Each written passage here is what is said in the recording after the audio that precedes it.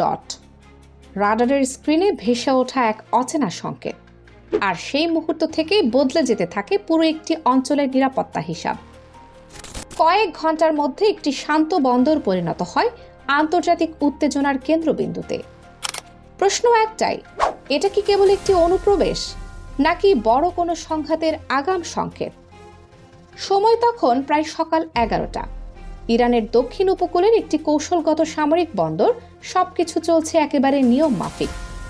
ভারী কার্গো জাহাজ একের পর এক নোঙর করছে, ক্রেনের সাহায্যে নামানো হচ্ছে মালামাল। শ্রমিকদের ব্যস্ততা, সমুদ্রের ঢেউ আর উজ্জ্বল রোদ, সব মিলিয়ে এক শান্ত স্বাভাবিক দৃশ্য। কিন্তু এই স্বাভাবিকতার আড়ালেই জমছিল এক অদৃশ্য উত্তেজনা, যার খবর তখনও কারো জানা নেই। হঠাৎ করেই রাডার কন্ট্রোল রুমে দেখা দিল অচেনা একটি সিগন্যাল।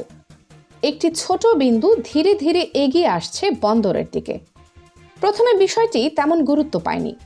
ধারণা করা হয় হয়তো কোনো মাছ ধরার নৌকা পথ ভুলে ঢুকে পড়েছে। কিন্তু অভিজ্ঞ রাডার কর্মকর্তার সন্দেহ হলো, কারণ এই এলাকায় বেসামরিক জাহাজ চলাচল সম্পূর্ণ নিষিদ্ধ। তাহলে এই অচেনা নৌযান এখানে কেন?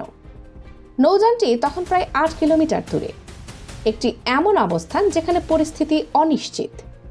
ঠিক সেই সময় আরও বিস্ময়কর কিছু ধরা পড়ে। রাডারে দেখা যায় সমুদ্রপৃষ্ঠ থেকে কয়েক কিলোমিটার উপরে দুটি ছোট উড়ন্ত অবজেক্ট ঘোরাফেরা করছে। প্রথমে মনে হয়েছিল ড্রোন, কিন্তু দ্রুতই পরিষ্কার হয়ে যায় এটা কোনো সাধারণ ড্রোন নয়। পরিস্থিতির গুরুত্ব বুঝে তাৎক্ষণিকভাবে ঊর্ধ্বতন কর্তৃপক্ষকে জানানো হয়।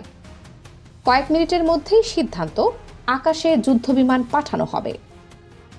বুশেহর এয়ার বেস থেকে দ্রুত উড্ডয়ন করে 2টি মাল্টিরোল ফাইটার জেট, ইরানের বহুল ব্যবহৃত আপগ্রেডেড F4 ফ্যান্টম। মাত্র অল্প সময়ে তারা পৌঁছে যায় নির্দিষ্ট এলাকায়।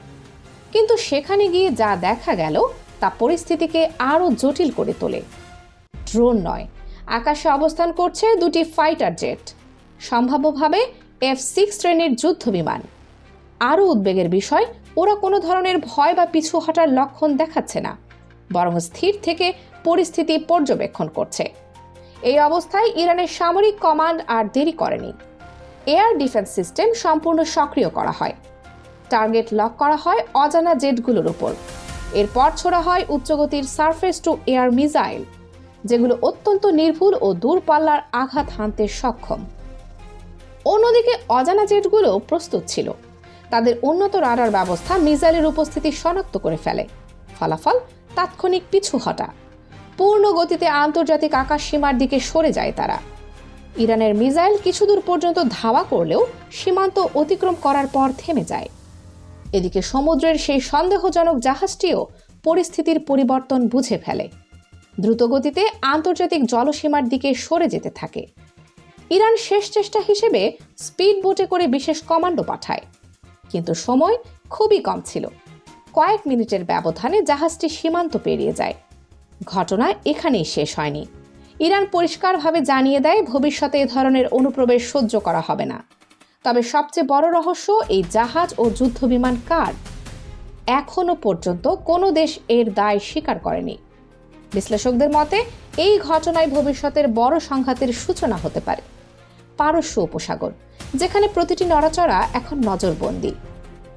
ইরানের দাবি, তারা যুক্তরাষ্ট্রের একাধিক সামরিক লক্ষ্যবস্তুতে আঘাত হেনেছে। 6টি যুদ্ধজাহাজ লক্ষ্য করে চালানো হয়েছে সমন্বিত হামলা। ব্যবহার করা হয়েছে ব্যালিস্টিক ও ক্রুজ মিসাইল। তাদের দাবি অনুযায়ী কয়েকটি জাহাজ সম্পূর্ণ ধ্বংস হয়েছে, বাকিগুলো মারাত্মকভাবে ক্ষতিগ্রস্ত। সামরিক সরঞ্জাম ও লজিস্টিক সাপোর্টেও ব্যাপক ক্ষয়ক্ষতির কথা বলা হয়েছে। ড্রোন হামলার মাধ্যমে বিভিন্ন স্থানে আঘাত হানার তথ্যও উঠে এসেছে। সবচেয়ে আলোচিত দাবি, মধ্যপ্রাচ্যে যুক্তরাষ্ট্রের 17টি সামরিক ঘাঁটি ধ্বংস। ইরানের সামরিক নেতৃত্ব বলছে এটি তাদের নতুন কৌশলগত অবস্থানের অংশ। তবে আন্তর্জাতিক পর্যায়ে এই দাবির পূর্ণ যাচাই এখনো হয়নি।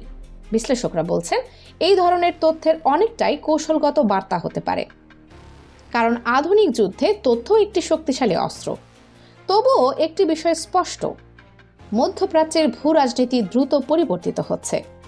একটি ছোট সিগন্যাল থেকে শুরু হওয়া ঘটনা আজ হয়ে উঠেছে বড় শক্তিগুলোর ক্ষমতার লড়াইয়ের প্রতিচ্ছবি। এই উত্তেজনা কোথায় গিয়ে শেষ হবে তা এখনও অজানা। কিন্তু একটি বিষয় নিশ্চিত, ঝড়ের আগের নীরবতা ইতোমধ্যেই ভেঙে গেছে। কানিজ ফাতেমা সোমা, 0 টিভি।